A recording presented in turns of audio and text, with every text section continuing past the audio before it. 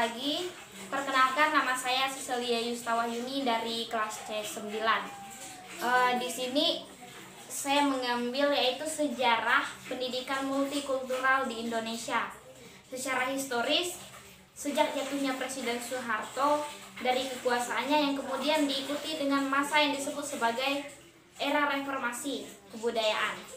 Indonesia di sini cenderung mengalami disintegrasi dalam pandangan Asyumardi Asra bahwa di sini krisis moneter, ekonomi dan politik yang bermula sejak akhir 1997 pada gilirannya juga telah mengakibatkan terjadinya krisis sosial kultural di dalam kehidupan bangsa dan negara. Jalinan tenun masyarakat tercabik-cabik akibat berbagai krisis yang melanda masyarakat. Krisis sosial budaya yang meluas itu dapat disaksikan dalam berbagai bentuk. Disorientasi dan dislokasi banyak kalangan masyarakat kita, yaitu misalnya di disintegrasi sosial politik yang bersumber dari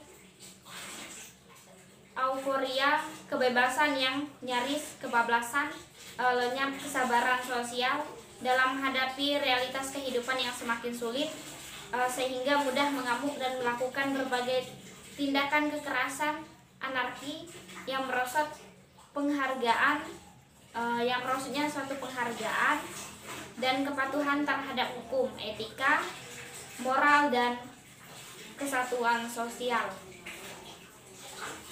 Dan semakin meluasnya penyebaran narkotika dan penyakit-penyakit sosial lainnya yang berkelanjutan seperti konflik dan kekerasan yang bersumber atau sedikitnya bernuansa politis, etnis dan agama, seperti yang terjadi di Aceh, Kalimantan Barat dan Kalimantan Tengah, dan juga Maluku, Sulawesi Tengah dan lain sebagainya.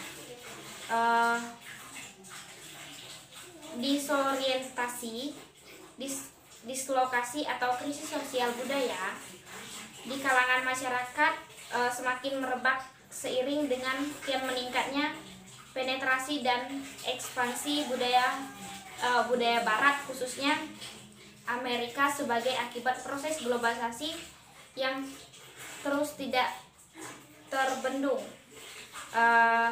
Berbagai ekspresi sosial budaya yang sebenarnya alien atau asing, yang tidak memiliki basis dan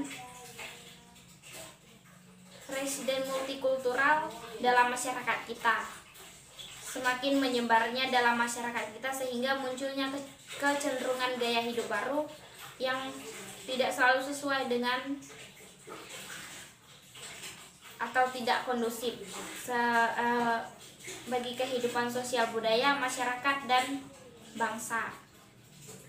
Dari berbagai kecenderungan ini, orang yang bisa menyaksikan kemunculan kultur hibrid, budaya gado-gado tanpa identitas.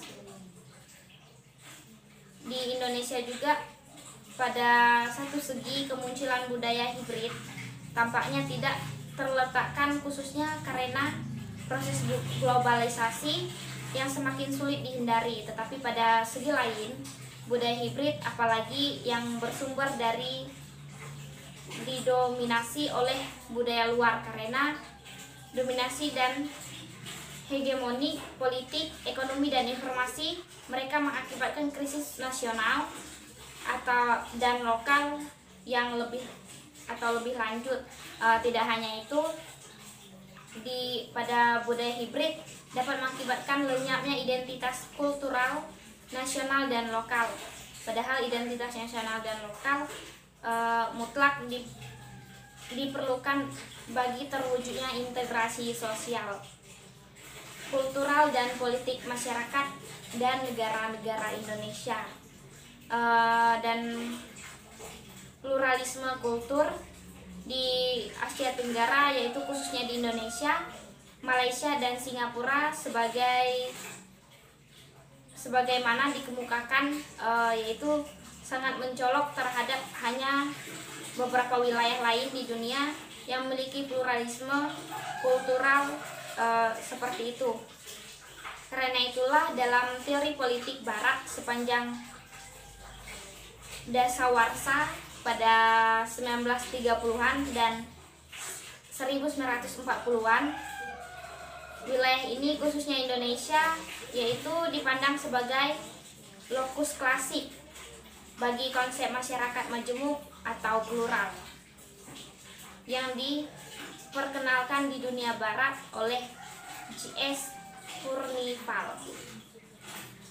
Di sini menurut Furnifal, masyarakat plural adalah masyarakat yang terdiri dari dua atau lebih unsur dan tatanan sosial yang berdampingan, tetapi tidak bercampur atau menyatu dalam satu unit, yaitu unit politik. Di sini teori Furnifal ini banyak berkaitan dengan realitas sosial politik Eropa yang relatif atau homogen, tetapi sangat diwarnai dengan kaunivisme etnis, rasial, agama, dan gender.